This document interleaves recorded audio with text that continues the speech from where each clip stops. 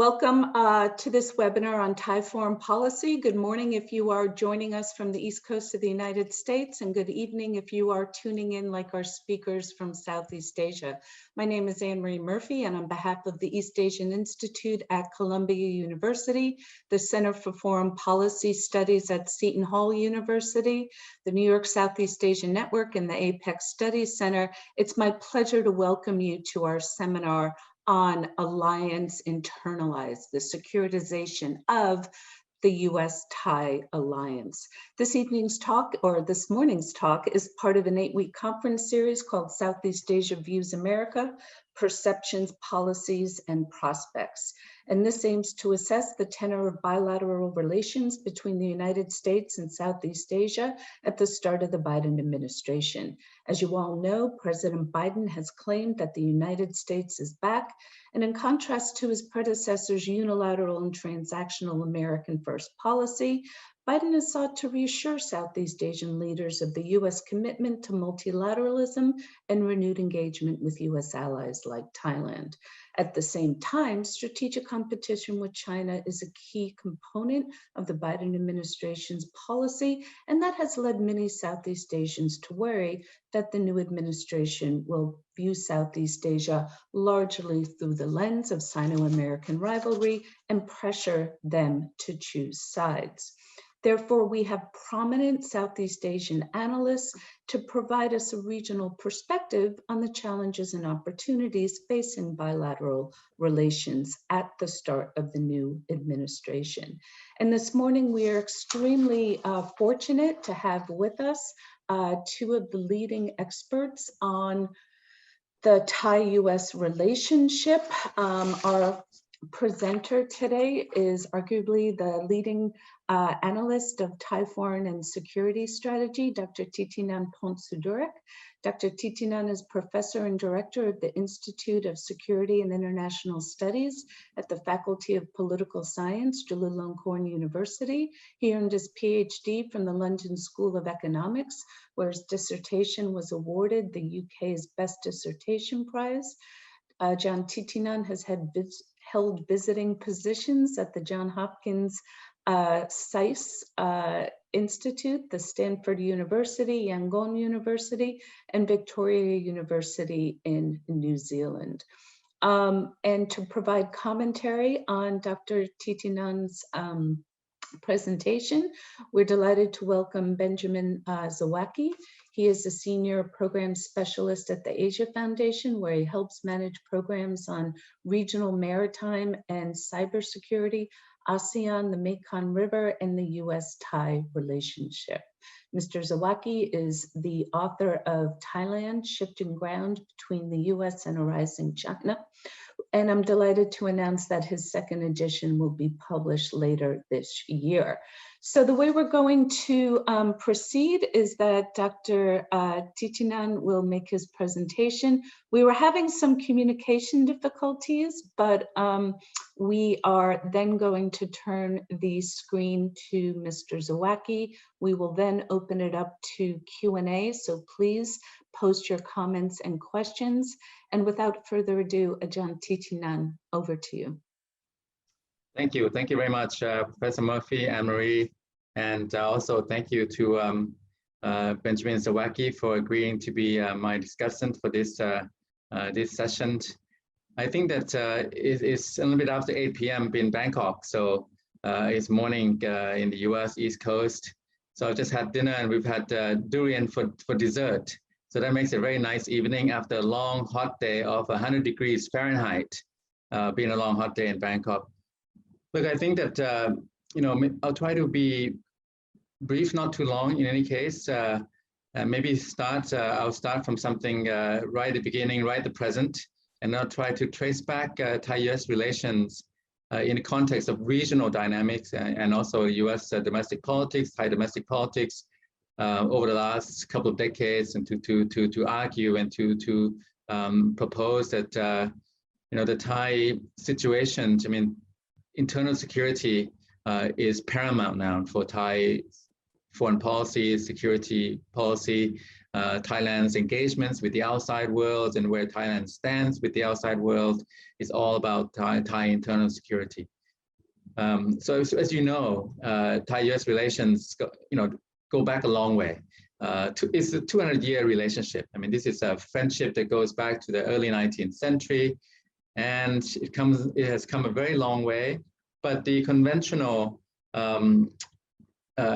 marking point, the starting point is World War II. After World War II, Cold War, communist expansionism, and those who follow Thai-US relations and have done studies in it, studying it, would know that 1954 there was a Manila Pact. There was a treaty in Manila. It set up the CETO, Southeast Asia Treaty Organization, with two Southeast Asian countries only. The rest were not Southeast Asia, Asian countries. And those two countries were Philippines and Thailand. So the Manila Pact became the basis of the US engagement in Southeast Asia, and Thai-US relations pivoted around it. It was bolstered in 1962 by the Tanat Rusk communique. These were two foreign ministers at that time. And the communique basically reinforced the Manila Pact by making the relationship kind of a mutual defense treaty. The mutual defense treaty meaning that the US would come to the assistance and aid of Thailand in the event it was attacked, and vice versa. Thailand would come to the aid and defense of the US in the event that it was attacked or it needed help. And these two documents were the bedrock of the relationship, of the bilateral relations. And over the years, I think if we were to draw a trajectory of Thai-US relations, it hit its peak. It just went up and up in the 1950s, 60s. Thailand fought in the Korean War in the 1950s, of course. The Vietnam War in the 1960s, early 70s. The US had bases in Thailand, built airports, built roads. This was a high time of the Thai-US relations, and it was all about fighting communism. At one point, the US had more than 500,000 military servicemen in the country, in Thailand, and Thailand was a staging ground for the US operations, military operations in Vietnam, in South Vietnam, of course, and then before that, North Vietnam, and then the Indochina wars, and then that was a high point, really. And it had a lot of latent effects. We had the tourism boom first, Pattaya and all of the tourism industry that we know it, kind of derived from that period in many ways. Now, with the end of the Cold War, and eventually it was going to wind down. After 1985, glasnost, perestroika, and the winding down in Southeast Asia meant that the Vietnamese withdrew from Cambodia because Thailand, after the Indochina wars, on that side, Vietnam invaded Cambodia in 1978, December 25th, 1978. Within 2 weeks, Vietnam occupied Cambodia. Thailand became the frontline state in this fight against Vietnamese communist expansionism, and it lasted for almost a decade. But by the mid-80s, late 80s, Vietnam withdrew from Cambodia, and the Cold War really dissipated, subsided, and the relationship, Thai-US relations, then were faced with new challenges because it was not the straightforward common enemy, communist expansionism to fight against, to contain mutually, but something else. So what was going to kind of drive the relationship? I think this has been ongoing for the last 3 decades. What are the new drivers? Where should the relationship pivot around? What is the anchor for Thai-US relations? And in the immediate aftermath of the Cold War in the late 80s, early 90s, the Bush administration, the George Herbert Walker Bush administration, 1988 to 92, 92 to 96 to 2000, Bill Clinton, President Clinton, the relationship kind of was searching for a new footing. And in the early Clinton administration, if you remember, a lot of trade issues. The US also we have to bear in mind that, things were going on, the dynamics on the ground in both Thailand and the United States were changing as well. Thailand was no longer kind of a developing country, a patron-client, a client state of the US, like in the 50s and 60s and 70s. Thailand was coming into its own in the 1990s. It had economic boom from 1988 to 1995, expanded more than 8.5% a year. 1988 was 12%, 1989, 11%, 1990, 90%. Thailand was being seen as the fifth tiger of Asia, a new dynamo standing alongside the first generation of the flying geese. After Japan, there was South Korea, Taiwan, Singapore, Hong Kong, and it was supposed to be Thailand in the early 1990s. Big stock market boom. So in the Thai sphere, in the Thai scheme of things, Thailand was becoming a hub of Indochina in the 1988, 89, 90. It had the BIBF, the Bangkok International Banking Facilities, trying to be the center, the hub of mainland Southeast Asia. We had a coup, Thailand had a coup in 1991. It was kind of a hiccup coup. It didn't really disrupt the trajectory. It paused, it didn't change the slope of the trajectory. It was a bit of a bump along the way.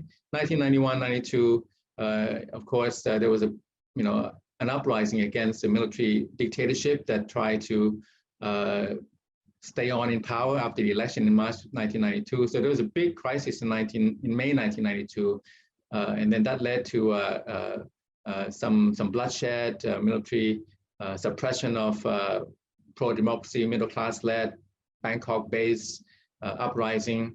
And the uprising won, the military lost, and there was a kind of a triumphalist reform movement in the Thai domestic realm in the 1990s, culminating with the Constitution in 1997. Now in the US, if you look at domestic politics in the US, Clinton administrations and, lots of issues, and Bill Clinton initially had a recession to deal with, and the US was burdened with growing trade deficits, the government debt, it was awash with debt. And then the Clinton administration, I think, revived the economy towards the mid-1990s, late 1990s. So the US itself also was changing within itself, no longer the Cold War. It had to find its own new ground. And Clinton administration, I think they put a lot of value in the human rights, democracy, promoting democracy abroad, and reviving the economy at home. For Thailand, in the 1990s, I think the big event, the cataclysmic kind of convulsion was in 1997, 1998. After the boom, Thailand mismanaged the boom. A lot of capital coming into the country, went to real estate, had a big bubble economy. It burst in 1997. The Thai baht, after so much defending by the central bank, they squandered all of depleted all of their reserves, had to float the baht. So Thailand had a big crisis in 1997. This is a huge devastation, ravaging crisis. People were out of jobs, firms were closed. So, 1997, 98, big crisis. In the US, this is really, I think to me, it was a major turning point in relationship after the end of the Cold War. Cold War was all good, had a lot of common interests, successfully contained and kept communist expansionism at bay. But after the Cold War, it's trying to find new footing. And when the potential for the new footing came, the US, I think, the Thais saw it, that the US missed an opportunity to come to Thailand's aid in its hour of need in 1997-98 economic crisis. That was a big scar, I think, to this day, psychological, material, but, it restructured the Thai economy in 1997-98 crisis with IMF program. So for the Thai people, however, it was a bitter medicine. And also, I think it was a sense of betrayal that the US didn't come to Thailand's help, because the Thai mindset was glued to the patron-client relationship from the Cold War. And where was the patron when the client, when Thailand was in its hour of need when it was desperate in its hour of need in 1997-98. So the US was not there. Thailand had to go to the IMF, and eventually with the constitution in 97, it recovered after a few years, but the sour taste, the bitter medicine lasted. I think the legacy has been long lasting. And then, you had a Thaksin year. So the relationship from the up and up during the Cold War to the kind of a plateau in the 1990s under the Clinton administration. And then it really sank to a new low in 1997, 98. And then it perked up a little bit. But then, I think 2000, 2001 was a new setting to reset the relationship with the September 11th attacks against US Pentagon and the Twin Towers, the World Trade Center. And then that started a whole new war, the global war on terror. So the Thai-US relationship in the early 2000s was based on this, really had to be contextualized, was forced to deal with this GWOT, the global war on terror. And the US went all out, against, the Taliban, Afghanistan, eventually Iraq. So under the Thaksin government, which rose to power in January 2001, based on the Constitution 97, and a very strong mandate, won the election almost by simple majority in 2001, and again in 2005 by an overwhelming majority, 75%, 77% of the seats in parliament, had one-party government, first to be re-elected, first to last a full term. So from 2001 to 2006, under the Thaksin administration, it coincided with the Bush wars on Afghanistan, Iraq, the Middle East, and so on. And that created a new setting for the relationship, but also a new opportunity which the Thaksin government seized on. And that was to reset and realign the Thai-US relations on a new footing. In June, I think it was June 10th, June 2003, Thaksin visited the White House, came back with a raft of deals with President George W. Bush. And that rendered Thailand a major non-NATO ally, 2003. I think it was culminated with a big APEC summit in October 2003. That was, I think, Thaksin's peak as a prime minister, I think, in the eyes of the world in October 2003 with the APEC summit. And also, to agree to negotiate for a bilateral FTA, Thailand signed on to the ICC, the Container Security Initiative. So, 2003 was really a reset and realignment of the relationship. It kind of perked up again, if you will. And then 2004, 2005, Thai domestic politics took up everything. 2006, there was a military coup after the yellow shirt protests in 2005, 2006. And then the relationship kind of paused again. Didn't really sink because the Bush administration was very lenient with the coup in 2006. And the cables will show, I think the records will show that the Bush administration, they exercised perfunctory sanctions. They suspended IMET, the International Military Education and Training, but not much more. And basically told Thailand to get back on the democratic road, the constitutional rule, which Thailand did in 2007 with the new constitution, and then the election on December 23rd, I think, 2007. But the problem was that the reality was that the Thaksin party, second party after the first was dissolved, still won the election. So we went, Thailand domestic politics then went back to the yellow shirts and red shirts, not the red shirts at that time yet, but this kind of domestic polarization then returned in full force in 2008. Protests all year, pretty much from May to December, culminating with the closure of the airport in November, December. It ended on December 2nd, 2008, with the Constitutional Court dissolution of the Thaksin government, Thaksin party. So that enabled the opposing side, the Democrat-led party, to take power in 2009, 2010. Now, the relationship was really wobbly because it never had a strong domestic footing in Thailand. The U.S., I think that they have a lot of problems in the U.S., also very polarized. But on foreign policy, it was not captured by domestic politics as much. So there was a professional foreign service. There was the State Department ran the show, Defense Department, DOD had its own program, and the U.S. ship of state outside the U.S.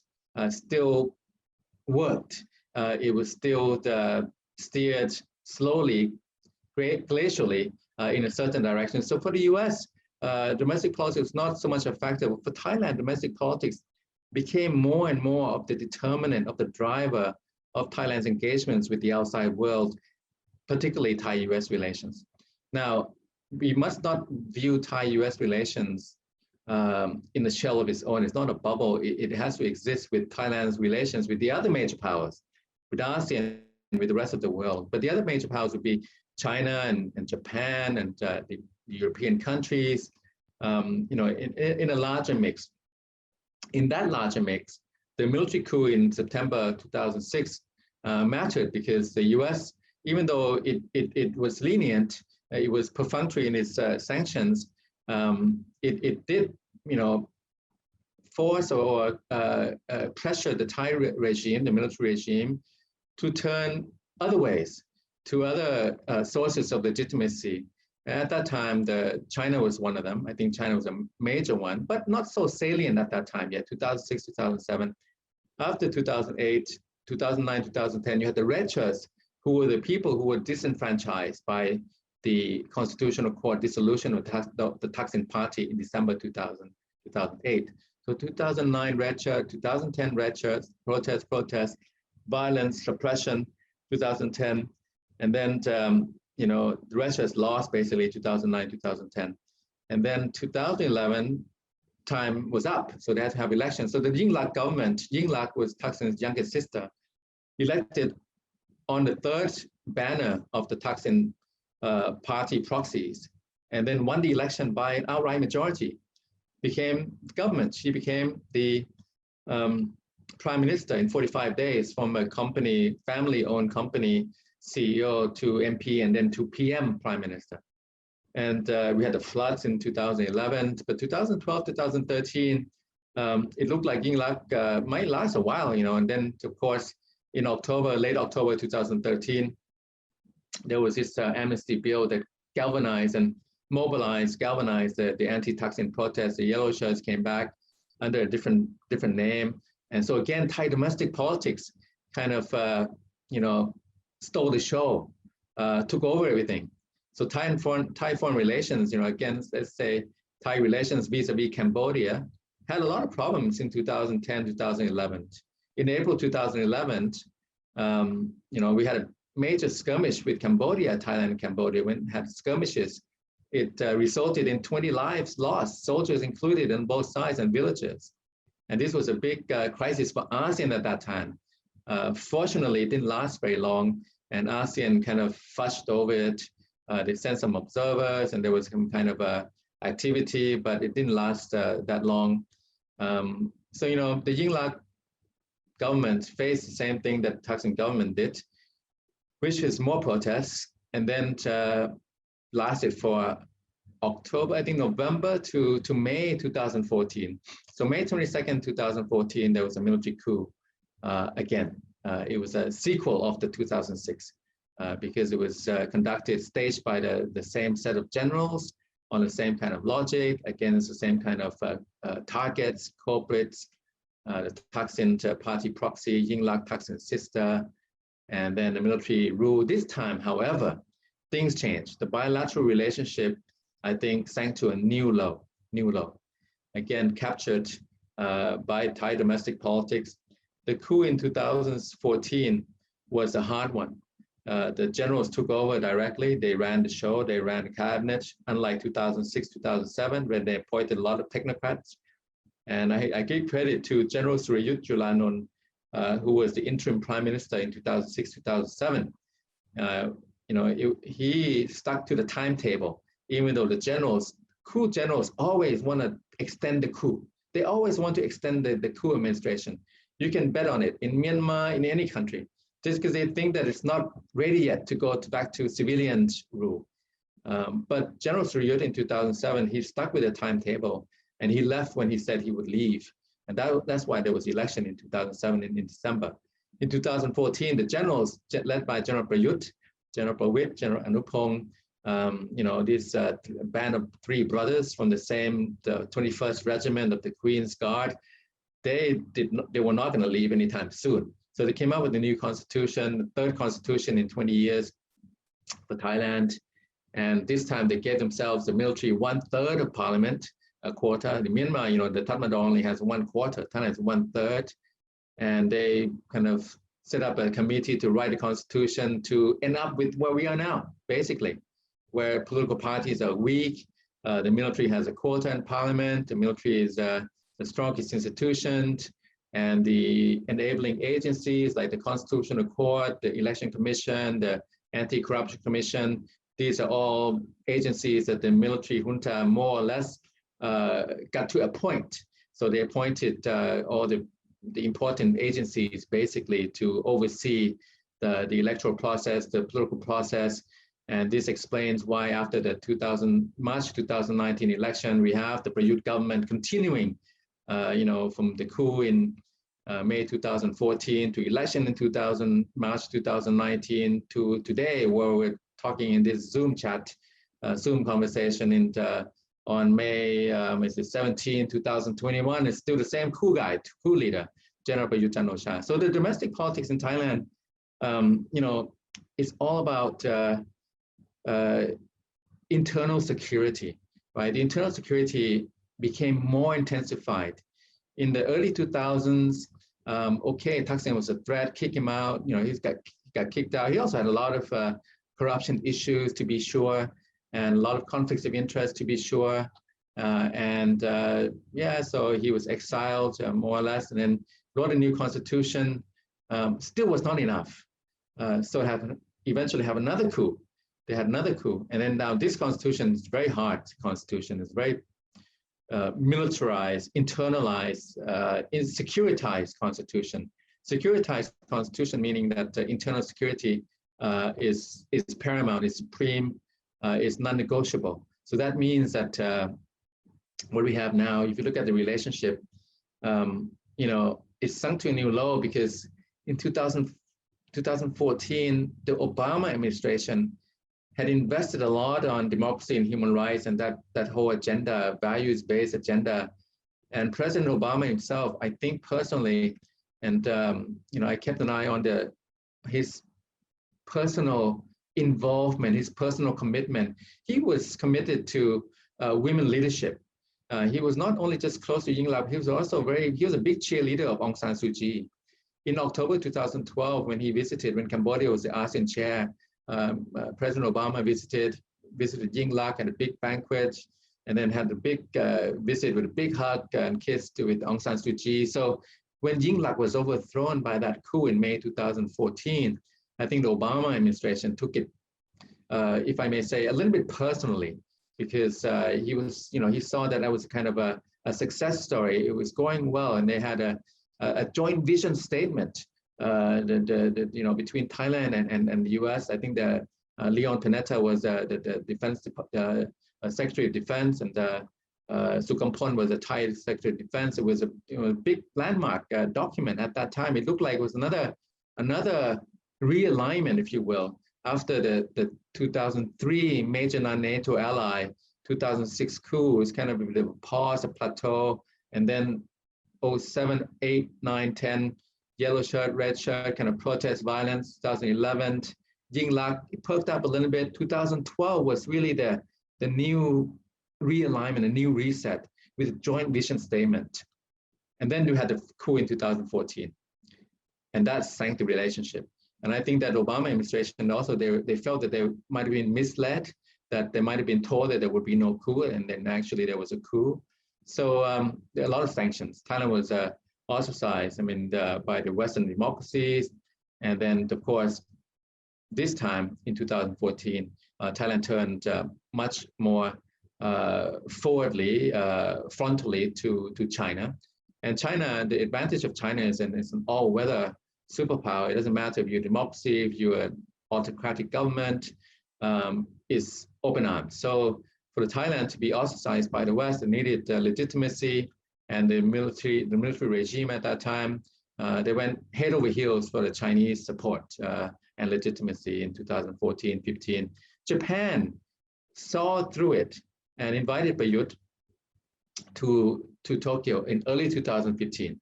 I know from my own sources that Japan had a big dilemma. They didn't want to lose Thailand like they lost Burma, Myanmar to China in the 1990s. So they engaged with the regime, but they got Bayut to say that there would be election by the end of the year in 2015. Nevertheless, even though Bayut just reneged on that pledge several times, I think 4 times, 5 times, before there was election in March 2019, the Japanese played their game as well as they could. You know, I think the others were not so consequential. The Chinese, of course, maximized, capitalized, because the US, I think, at that time, in hindsight, I think went overboard, spent all ammunition. I think that they were very personally ticked by the coup in May 2014. And this time, so if you can just kind of see the relationship, the trajectory, you know, from the Cold War to the 1990s, 97, 98 was the low point. 2003 was really the realignment, reset with the major non-NATO ally status in 2003 after the June Thaksin-Bush meeting, and then kind of plateaued and on a downward slope with a lot of protests, 05, 06, 07, 8, 9, 10, 11. And then 2012, it really picked up back to almost 2003 level at this stage, you know. So if you draw a chart, a graph, it would look kind of like that. And then after 2012, it just went downhill again with 2013 protests, 2014 coup, and then 14, it went rock bottom after the coup in 2014. The Obama administration, I think, was very, very harsh, and it didn't save any ammunition to spend everything. So 15, 16, 17, with the advent, the rise of President Donald J. Trump, it regained a new footing, almost kind of, you know, counterintuitive or maybe a bit, you know, unexpected, because the Trump administration was very different than Obama, than even Bush, George W. Bush administration, because Trump was not at all about human rights and democracy. It was all about interests, not values. So with this free and open Indo-Pacific, Thailand was an important piece, I would say even indispensable piece of the jigsaw puzzle on the canvas. So the US geostrategic game required a new footing for the relationship, and they had that. They worked on it, and they came up with the 2019, another kind of joint vision statement, a different basis than the 2012, 2019, but nevertheless, it regained a footing because Trump was a very different kind of administration. It was not about sanctions, not about rights and values and democracy. It was about interests, about China. And Thailand was needed for the US geostrategy. So 2019, we saw kind of a new footing, a reset in a different way, in a different direction vis-a-vis China, not within the values agenda. And then after that, just to bring it to a close, you know, you have President Trump lost the election, so now you have President Biden. I do think that President Biden, at first I thought, you know, either he was going to be Obama 2.0, most likely, because, you know, all these people, his people around him seem to be from Obama. And then maybe he'd be like completely anti-Trump. But in fact, he has a lot of continuity with Trump, the Indo-Pacific, not so much the FOIP, but the Indo-Pacific. And, you know, tough against China. I think it's bipartisan posture now from Washington. And then the kind of the values agenda, not as aggressive, you know, vis-a-vis even Myanmar. They've had targeted sanctions, and you know, we have a lot of strong men in Southeast Asia, but the Biden posture, rhetoric, and the policy to follow up have been measured. Vis-a-vis Thailand, there's been a lot of rights violations, a lot of repression in Thailand, but now unbeatable in Myanmar. this is a frontal assault on its own people in Myanmar. Cambodia also has a very strong man rule, one-party rule. And then you look around Vietnam and the President Duterte in Philippines, but the Biden administration, not like the Obama administration, not soft, but more nuanced, and they're saving ammunition for the long game. So for the Thai relationship, just to bring this to a close, internal security, military coups to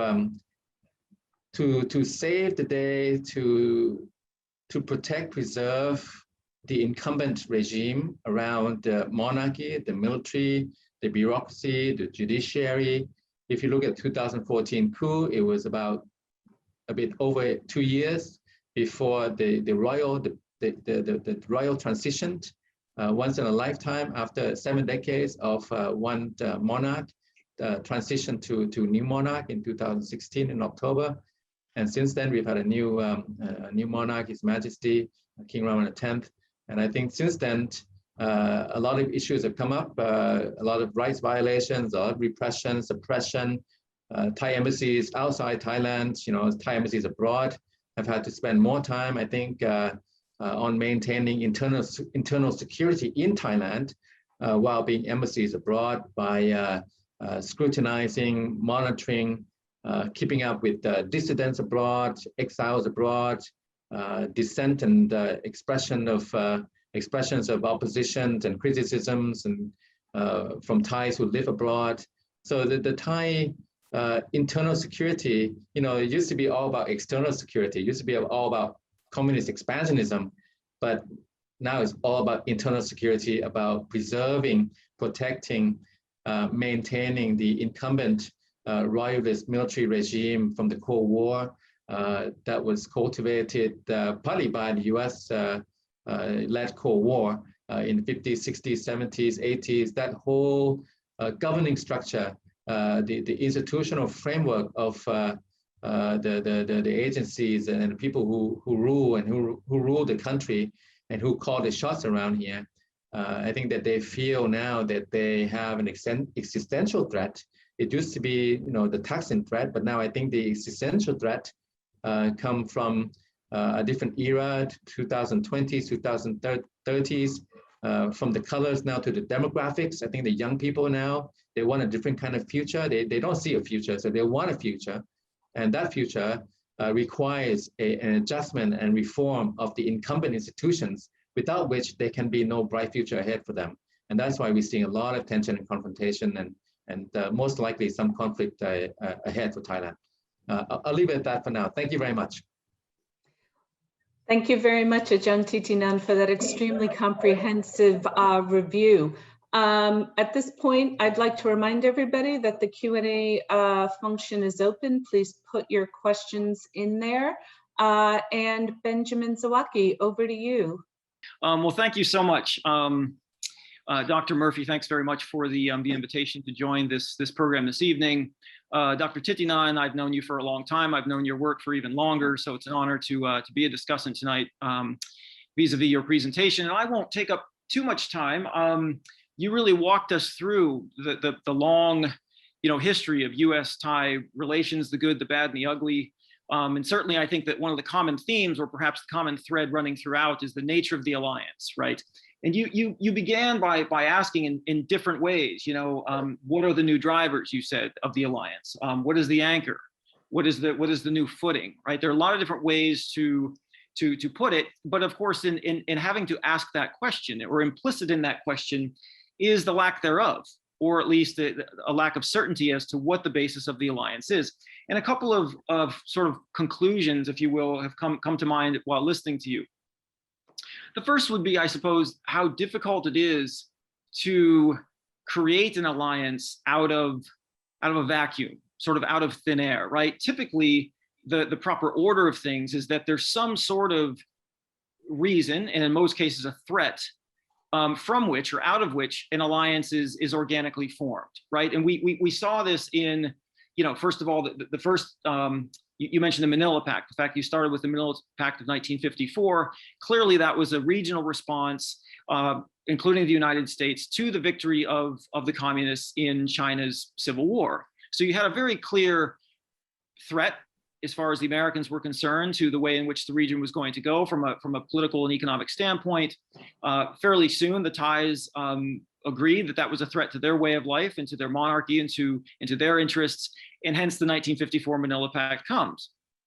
As that threat gets closer to Thailand itself, the 1962 Tanat Rusk communique is also signed.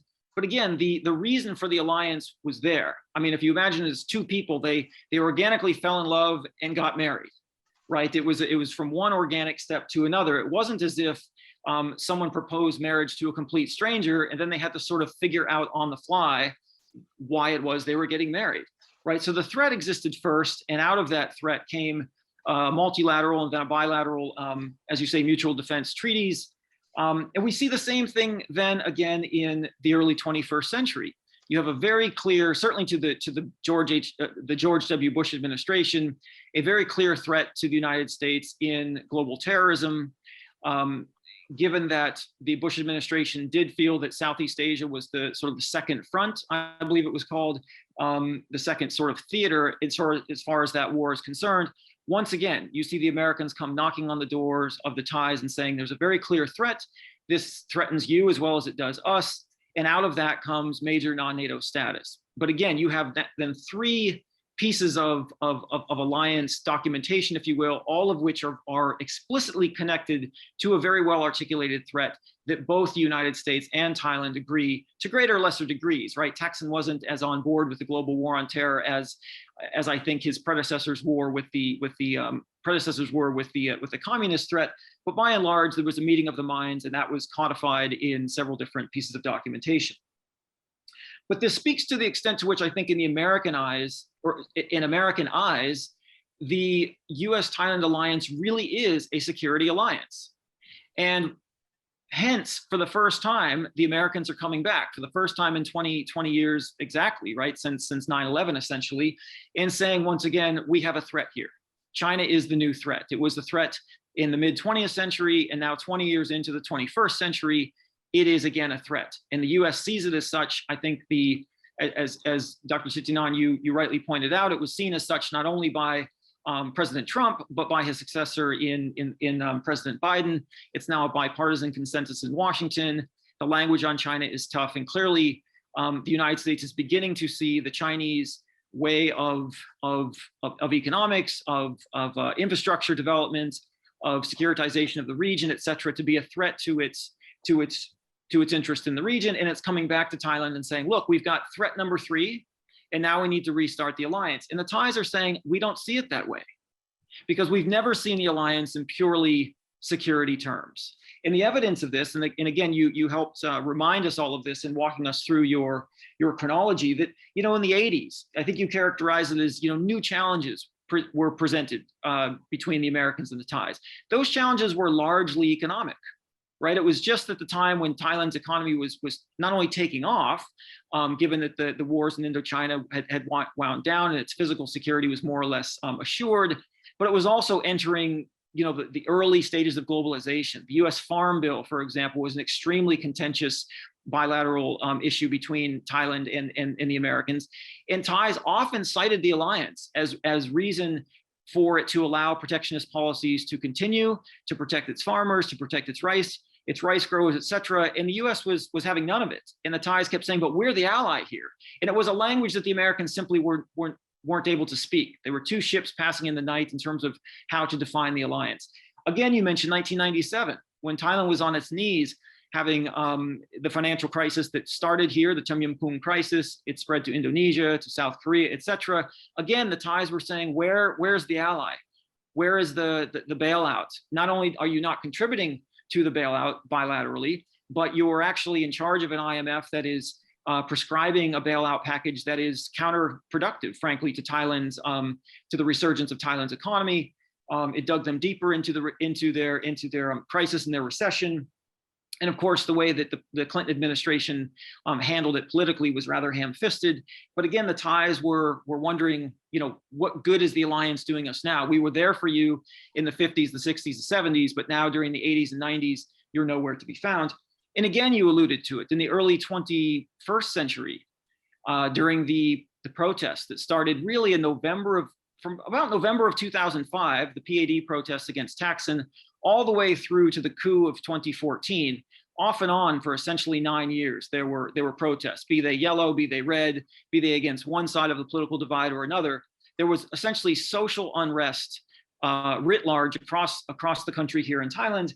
And the Thais kept asking the Americans for some sort of assistance. Now, granted, the yellow shirts were asking for a different sort of assistance than the red shirts were, but neither of those two sides was very pleased with the American response. It either was not, it was not sufficient against Thaksin as far as the yellow shirts were concerned, and it was not sufficiently for Yingluck as far as the red shirts were concerned when she was overthrown. So I think in that case, again, the Americans didn't see social unrest and political instability as part and parcel of an alliance, as the basis of an alliance. And of course, what made that all the more difficult, I think, was that from a value standpoint, Thailand and America have never really been on the same page. At the height of the alliance during both the 20th century alliance and the 21st century alliance, the war on communism and the war on terrorism, both of those security threats essentially led to a suspension of democratic governance, of rule of law, of human rights, right? Those things were sacrificed on the altar of anti-communism and counterterrorism. And then once those threats were essentially dissipated or taken care of, there was no basis, there was no values base for the two countries to fall back on. There was no common language with which they could speak to one another and say, well, at least we can agree on this and let's go from there. Because the United States has since its founding been essentially a democratic country, its recent challenges notwithstanding. And Thailand has been governed, as you rightly pointed out, by military or military-backed governments for the lion's share of its post-1932 sort of modern existence. So I think, you have a situation now where you have to ask yourself, has a new anchor been found? Has new footing been found? If the Americans, for the first time, visited Southeast Asia, discovered Southeast Asia for the very first time in 2021, would Thailand make the cut? And let's say the Americans were told that you could have 2 bilateral mutual defense treaties with any of the 10 ASEAN states. I'm not convinced Thailand would be even in the top 4 or top 5. I think we're looking at, in no particular order, the Indonesians, the Filipinos, Singapore, Vietnam, and possibly Malaysia as having more of a common interest with the United States, as seeing China more like the Americans do than Thailand sees China. And during that interim, during that whole period between the war on terror at the beginning of the 21st century, when the US came knocking with a security threat, and when the US has come back now, knocking on the door with another security threat right around, say, 2018, 2019, under the Trump administration, during that, call it 2 decades, when the Thais were attempting to define the relationship in something other than security terms, and the Americans were refusing to do so, they found an alternative in China. And so for the Americans to come back now and say, this is the new threat, we're back to the future, the old is the new, the threat from the 20th century is now the threat of the 21st, the Thais are essentially saying, no, it isn't, because we've spent the past 15 years essentially pivoting toward China, economically, politically, diplomatically, in terms of regional relations, in terms of monarchical relations. I would argue that Thailand and China, in fact, are much more in an alliance at this stage than are the United States and Thailand. So I think those are my initial thoughts. You really had some interesting anecdotes. Again, an excellent sort of survey and chronology in terms of walking us through what that relationship has looked like now for the better part of 3/4 of a century, its ups and downs. But I'm not optimistic, and I don't know if you share my optimism, but I'm not optimistic about, as you say, the ability to find this new anchor, this new footing. I'm recalling in November of 2017, the John Blaxland, Gregory Raymond report, Pivot. I can't remember now, but it's the one in which yes, the survey in which I think 1,500 or 1,800 Thai military officials were interviewed, and they rather famously, right, it's the one takeaway that everyone remembers from that report more than others, rather famously said that they viewed the United States as a greater threat to their security than they did the Chinese, which must have come as an incredible shock to a Trump administration that was just taking office in 2017. It was attempting to come back to Thailand again, knocking on the door for a third time and trying to sell China as a threat, when in fact the Thais were telling him exactly the opposite. So I think the narrow definition of an alliance through American eyes, always through a security-related lens, has come back to haunt the Americans now in the early part of the 21st century, when they sort of need Thailand the most. And I think Thailand is finally, as you mentioned earlier, Dr. Thitinan, come into its own economically and otherwise, and is able to push back and say, you know, at this point, we just don't see it that way, and we'll make our own decisions sort of independently of all of this. Thank you very much. Yeah, so those are my initial comments. Thanks so much again for your excellent presentation, and I'll turn it over to you, Dr. Murphy. Thank you both very much for giving us that huge, insightful presentation and then those comments. And I think what we're really seeing, right, is where is the glue or the anchor, as Ajahn Thitinan got us started with.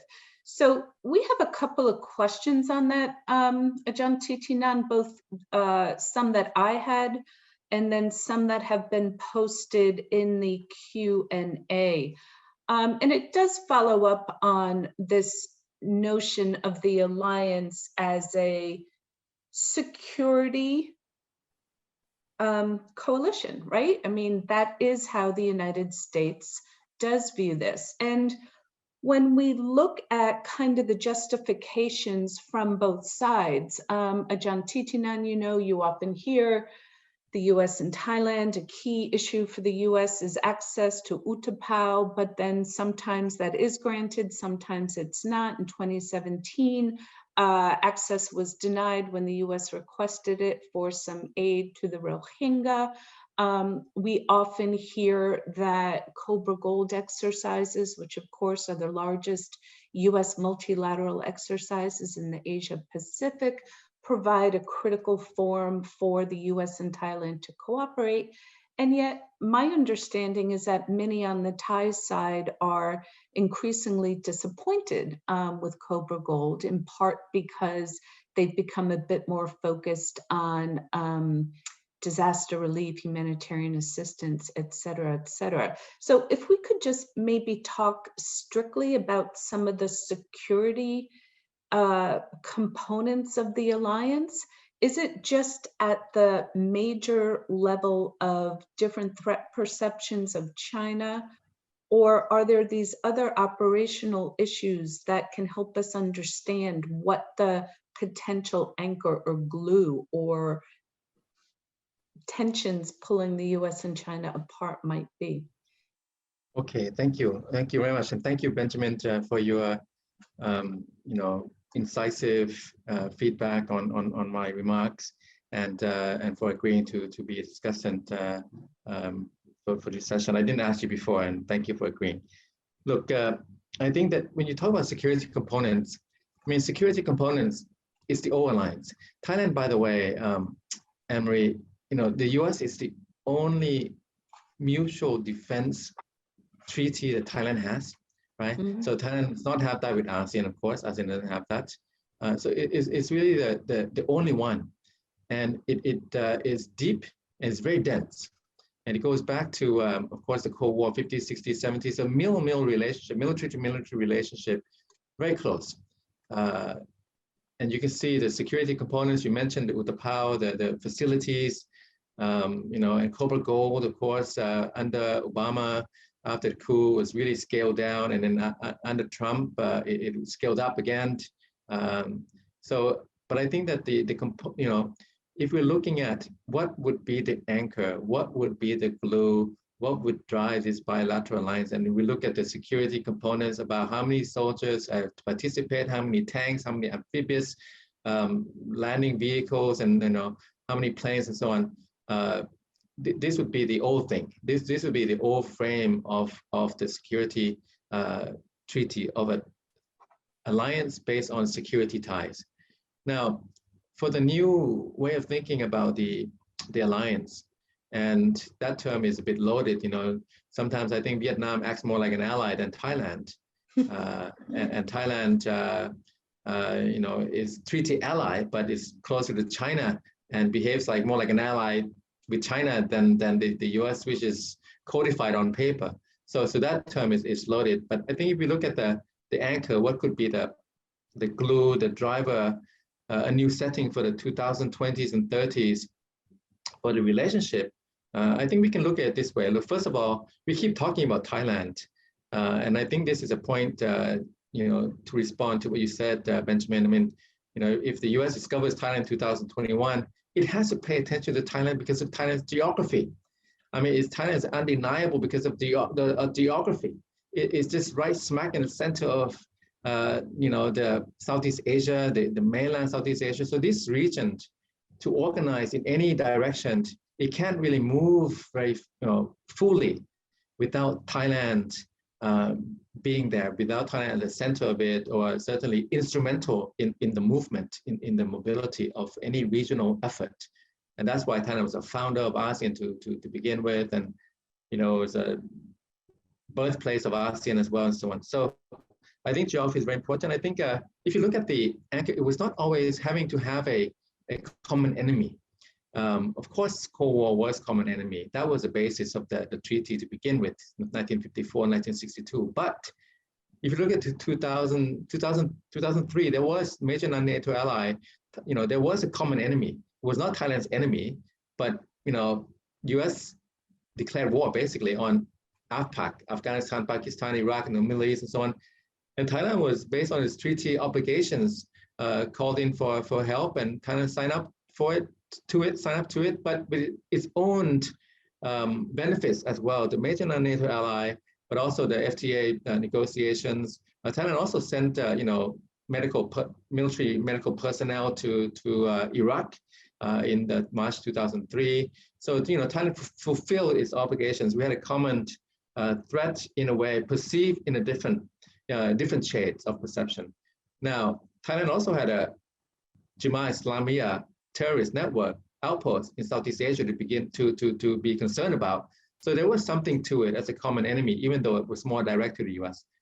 In 2012, the Joint Vision Statement, that was a kind of alliance for the 21st century. It didn't have to have, you know, a common enemy. It didn't paint China as an enemy.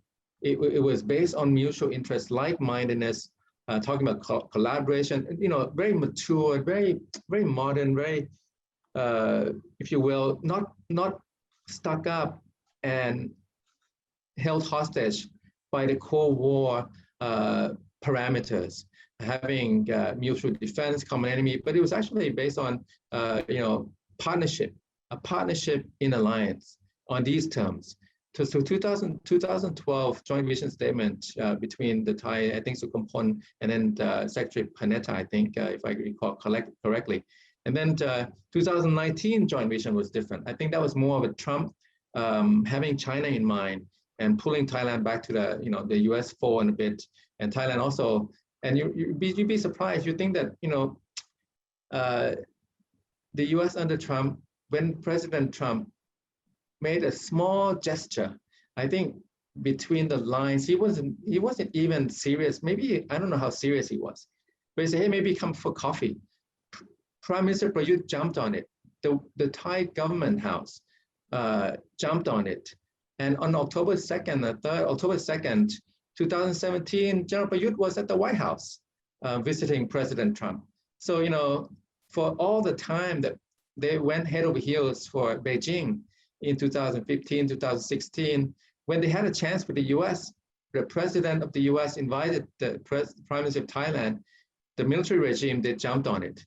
And Prime Minister Prayut was there, you know, in no time. So I think that there was a intention, aspiration, and a need, I think, if you will, within the Thai ruling elites of not going too far with China. And once a small window opened up with the US, they seized on it. They took it right up, right? Now, in this context, what could be the anchor? So you can see that the Thai conservative military regime, they're not anti-US per se. Otherwise, why would Prime Minister Prayut go see President Trump immediately, right? As soon as he could, after the invitation over the phone, right? Now, so I think that going forward, the real drivers and the anchor would have to come from the alignment of domestic regimes, which means that, when Prime Minister Prayut, he was come from the military coup in 2014 before the election, right? And then President Trump, he was not too concerned about democracy, human rights. So they got together, invited, and Prime Minister Prayut went. That was kind of a military authoritarian regime. The Thaksin, Yingluck, and when you had a more kind of administration in Washington, more bent on the values agenda, that was a kind of alignment, I think, that would reset the relationship. So for example, if you have a royalist conservative military regime in Bangkok, it would be very difficult to reset relations with Washington. In fact, Washington under Biden, Washington under Obama, if there's another Washington administration under President Trump again, the relationship could be, realigned again, like in 2019. So I think this domestic regime matters more and more as I can see it as the years go by. And for Thailand now, you think that Thailand is like pro-China, but in fact, it is pro-China up to a point. Thailand has not constructed the Chinese rail that the Chinese have wanted. For years now, since the coup in 2014, part of the Belt and Road Initiative envisages 6 corridors going through different directions, Myanmar economic corridor, China, Myanmar, and then Pakistan, Mongolia. There's one right here. Mainland Southeast Asia is called the China-Indochina Peninsula Economic Corridor, CPEC. It's gone a very long way, almost finished between Kunming and Vientiane in Laos. But from Laos to Bangkok, 3.8 kilometers out of 607. So it's well behind schedule. And Thailand is not doing all of its bidding in China's terms, because Thailand knows, even the ruling elites know, when there's a ripoff, they're not going to go for it. So that's where they are, I think, politically, in terms of regime survival, regime sustenance, when the chips are down, when internal security matters more than anything else and everything else. This is how they do it. They have to kind of cater to China. And of course, if you have an Obama, Biden, it's going to be some antagonism, some tension, and you see a lot of pushback from Bangkok. However, if you have a more kind of pluralistic, civilian-led, pluralistic election base with some mandate administration in Bangkok, if Thai politics in Bangkok can sort itself out with some compromise and reform, and Thailand can actually have a fully elected government with a popular mandate of the people of Thailand, with a government that is not going to be overthrown by the military, I think that kind of government could reset the relationship, the bilateral alliance, on a new footing, in my view. Obviously, we want to kind of keep this on U.S.-Thai relations, but clearly, as you have written, Thai domestic politics is in the middle of an existential threat, right? With the student protests in the street challenging the kind of old royalist monarchical regime. And as you note, if there is a new elections and a new regime that could potentially forge or create the conditions for that type of relationship for the 21st century. But at this point, it doesn't seem as if there's much scope for that, right?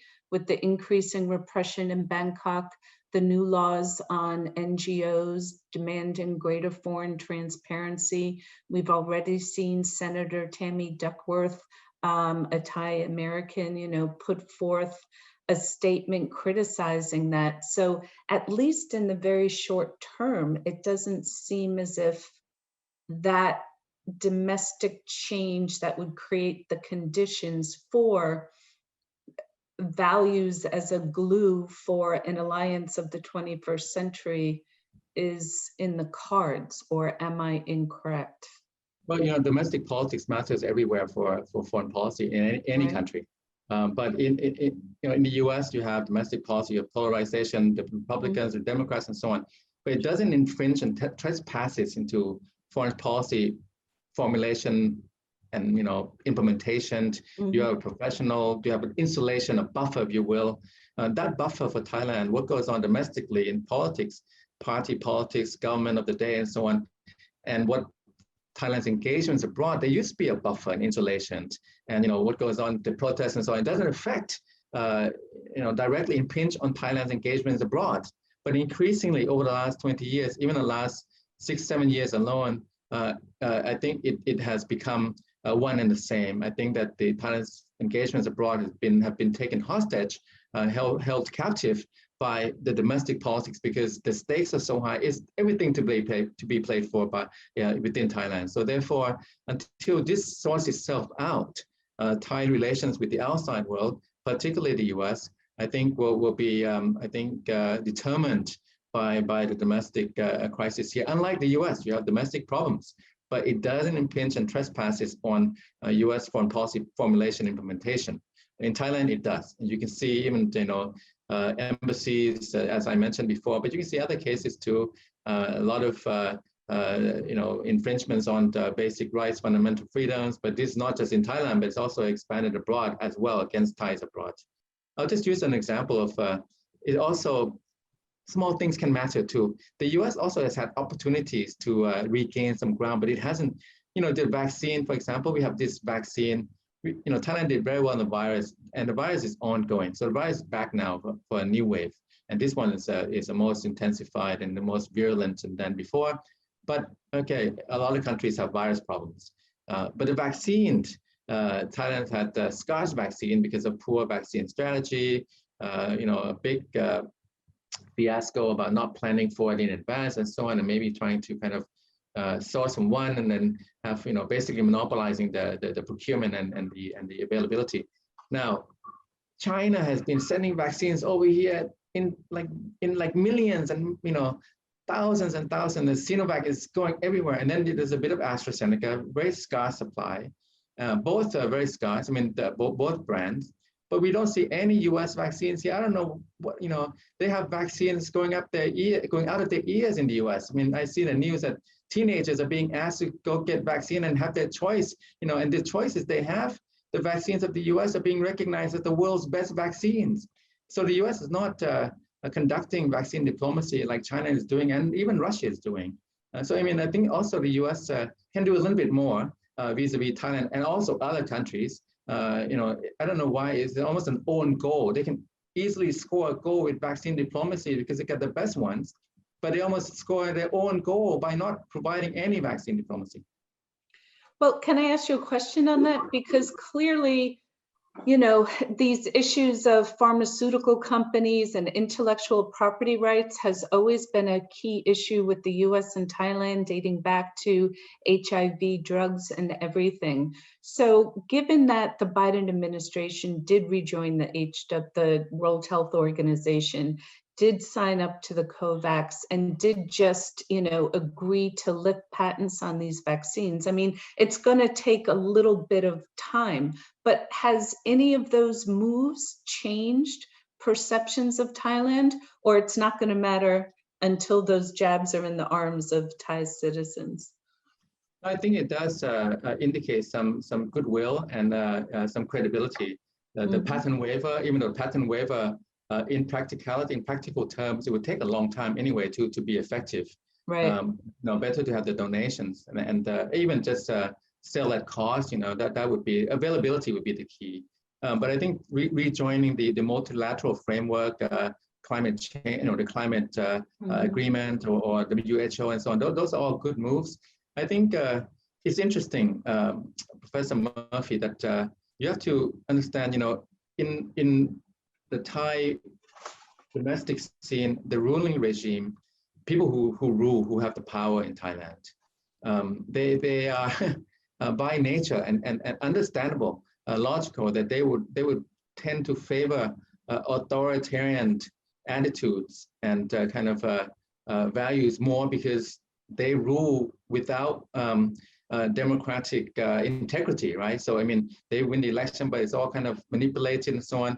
So in that sense, you have when Biden is doing this, not so favored, I think, by the ruling regime here, especially if Washington starts to make noise about human rights and democracy and so on, they will view it that way. On the other hand, you have to also know that there'll be a lot of people that you don't hear from and hear about who would think that, it's great that the Biden administration stand up for rights and fundamental freedoms and democracy, because these are the things that they want. And in a free and fair contest, they think that they would win the power in Thailand. Mm-hmm. So can I just ask you, just moving a little bit away from the alliance issue, you mentioned climate change. Thailand was not invited to the Biden Climate Summit. Thailand was not mentioned in the U.S. National Interim Security document. The former U.S. ambassador to Thailand, George December, wrote an op-ed in the Wall Street Journal saying Thailand has kind of disappeared from the U.S. agenda. So what would you suggest to the Biden administration? Because there is this tightrope, right, at a time when Thai politics is so contested and that is influencing its foreign policy, between kind of a distance and that first do no harm principle versus completely ignoring it. What is the correct balance, if you could advise the Biden administration? We are all aware that Thailand is just a little blip on the U.S. radar screen, right? Even the, I always find it fascinating that Washington Beltway, they think that they're the center of the universe. So first that, Thailand is small in the big scheme of things. However, in the connectivity or the connecting the dots of the U.S. geostrategy, Thailand matters significantly, because Southeast Asia matters, because this is where China has its own kind of, it's China's backyard or front yard. I mean, mainland Southeast Asia is China's front yard, and Southeast Asia as a whole, maybe China's backyard. And if you're going to chart and design your geostrategy out of Washington with China in mind, of course, Southeast Asia would be a major piece of the equation. So in that sense, Thailand is significant and instrumental in some ways. I think that, Biden, I think Biden is becoming Biden, which is a good sign to me. And that means that Biden is not Obama 2.0, and Biden is certainly not Trump. And that is a good sign, because, people around him is very much kind of Obama, but President Biden, I think he has defied my own anticipation. He's actually been, he had a very strong agenda, and actually, even despite his age and everything, a lot of movement coming out of Washington, and maybe because of the low expectations, he's doing so well in public perception, certainly perceptions from here, in my view. Now, I think that they just have to kind of, I think learning from the Obama years, going too far on the human rights, democracy promotion agenda, and even going back to the Clinton administration, and then seeing from the Trump administration, certainly it's not just all about China.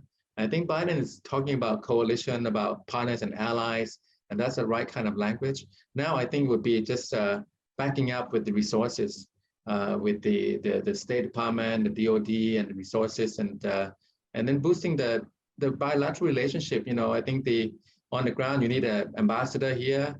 I mean, the acting ambassador is he's ambassadorial. So if you can't come up with one, he make a great ambassador.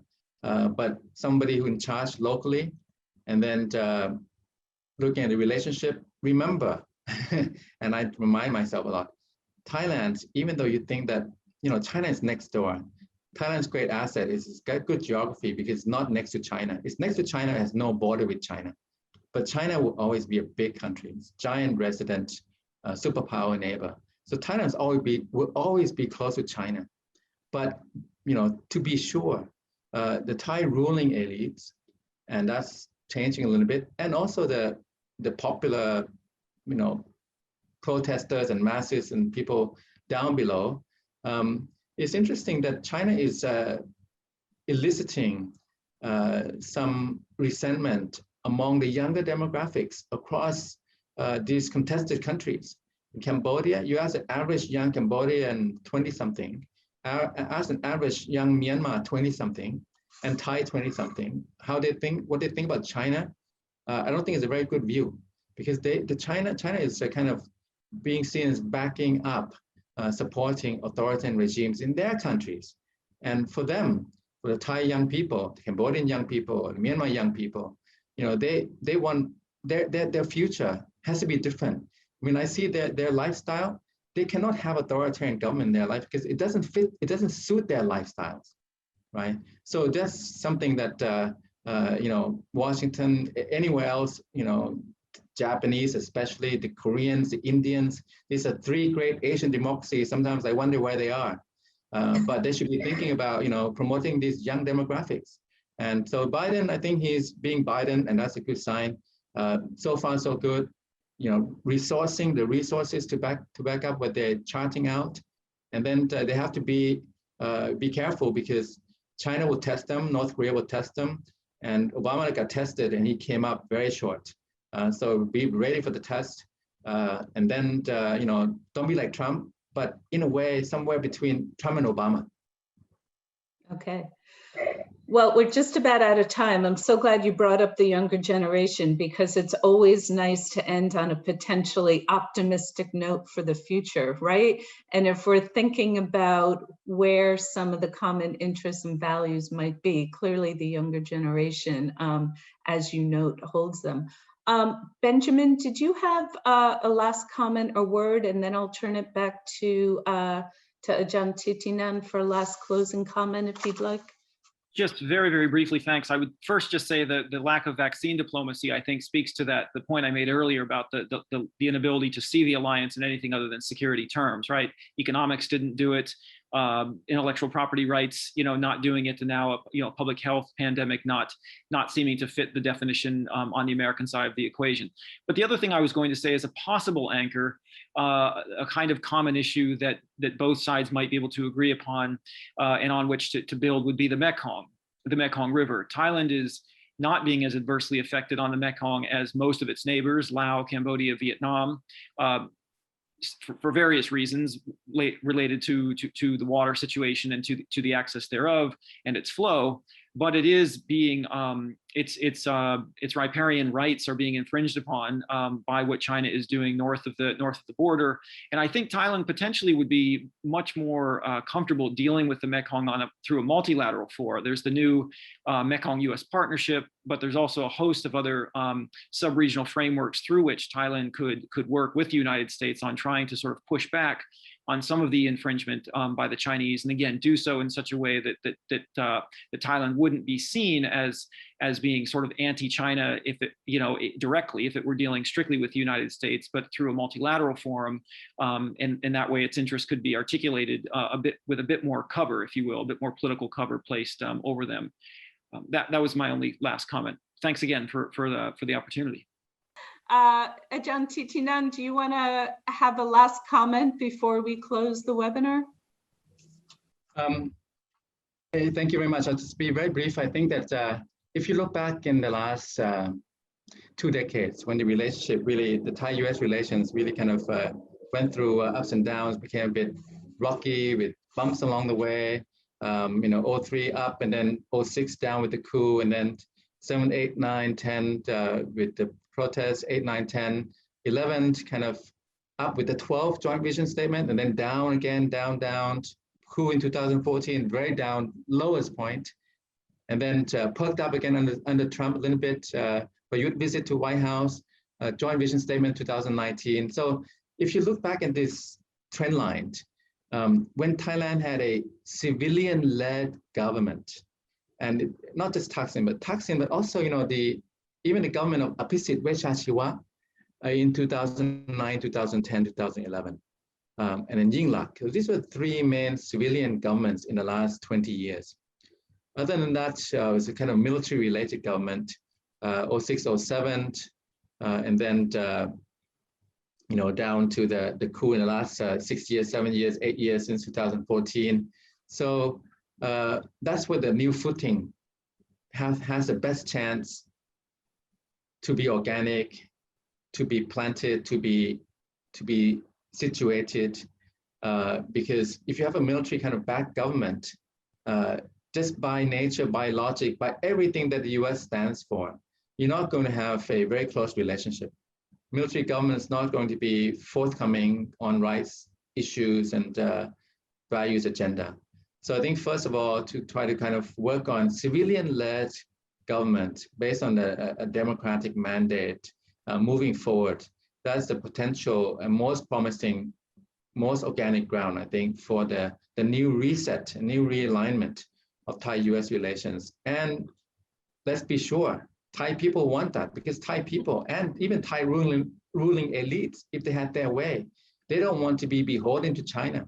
And they don't want to be beholden to the US or anyone. Thailand wants to be beholden to itself with its own kind of moving equilibrium, if you will, depending on conditions. And when they knew they got too close to China, but you went to the White House in 2017. So this is, I think, perhaps the next best move that we can try to look forward to. Civilian-led government would allow space for organic growth of a new footing for Thai-US relations. Thank you very much. Well, thank you very much. I want to thank all of our audience for coming. I just want to make a quick note that next Tuesday, the next series, the webinar will be on Singapore with Se Tan. He'll make a presentation called Helping America Regain Its Mojo, Singapore's Policy Towards the United States After Trump. And then we will also have Mo Thuzar on the Burma-US alliance or politics and all the troubles therein. But what I really want to do is to thank our speaker today, Ajahn Titinan and Benjamin Zawacki. They have given us a very robust and insightful view on the difficulties in US-Thai alliance and politics, but also some hope for the future, because there's clearly nothing that most people in Thailand and the US would like to see than a civilian-led government back in Thailand with much greater prospects for the relationship. Thank you both very much. Thank you all for coming, and I look forward to the day we can all be together again in person. Thank you.